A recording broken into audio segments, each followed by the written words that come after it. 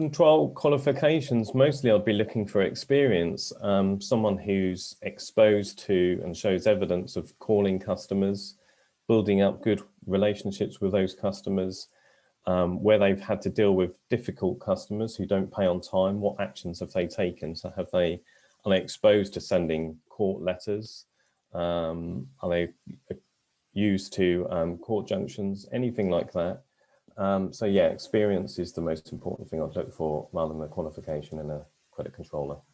I think it depends on the size of your business, but I wouldn't always see qualification as massively important to a credit controller. I think with a credit controller role, actually it's more down to how people interact and communicate.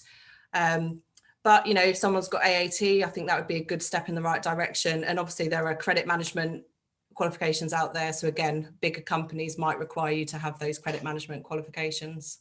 To me, probably not any really. You know, if you're, again, it depends on the organization. If it's an organization that's got a high volume of debtors and working capital and credit management is super critical, then, you know, you may be looking for the credit control qualification. But for me, it's probably not anything in particular. I may be looking for an AAT qualified person.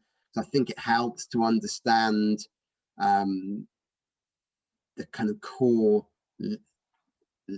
levels of finance and very much the transactional level. So I'd probably be looking for someone that's AAT qualified, but it wouldn't be a really important thing for me.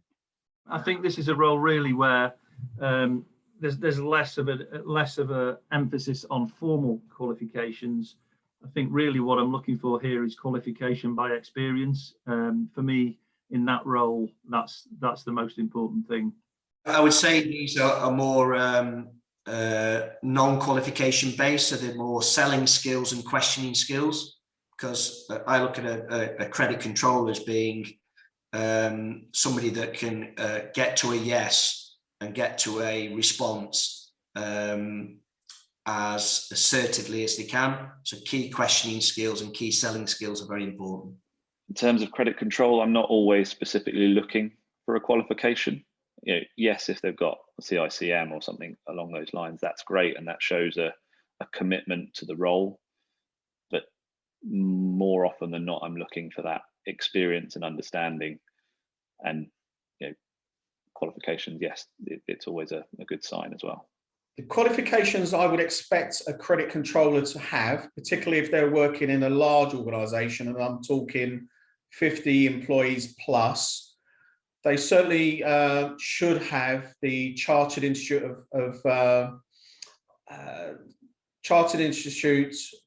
of Credit Management. This is the one that's the recognised gold standard in the industry. Similar to an accountant, I don't think the credit controller's qualifications would be, you know, definitely needed. I know there's various qualifications. I think with anyone in finance, you'd expect them to be comfortable in an office environment. You'd expect them to be comfortable using finance systems and numbers and everything else. But I wouldn't expect them to be part qualified accountant. I wouldn't necessarily expect them to have a degree. I'd probably just expect a certain intelligence and, you know, a good attitude and maybe the right fit. But I think you can easily start off in that role and learn the job. It doesn't necessarily have to be, you know, I've studied AAT or I've done, you know, credit controller exams, you know, so I think that's sort of less required at that level.